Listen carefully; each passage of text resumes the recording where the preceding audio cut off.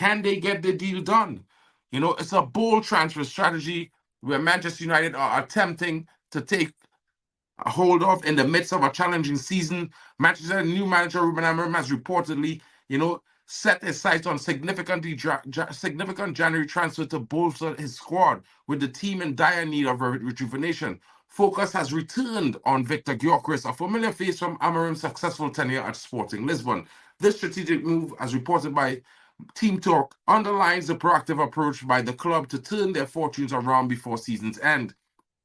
Ruben's urban transfer request, and he's willing to put Rashford, the likes of Casemiro and Eriksen, up for sale with Lindelof as well, and even possibly Luke Shaw, to build funds to support this move.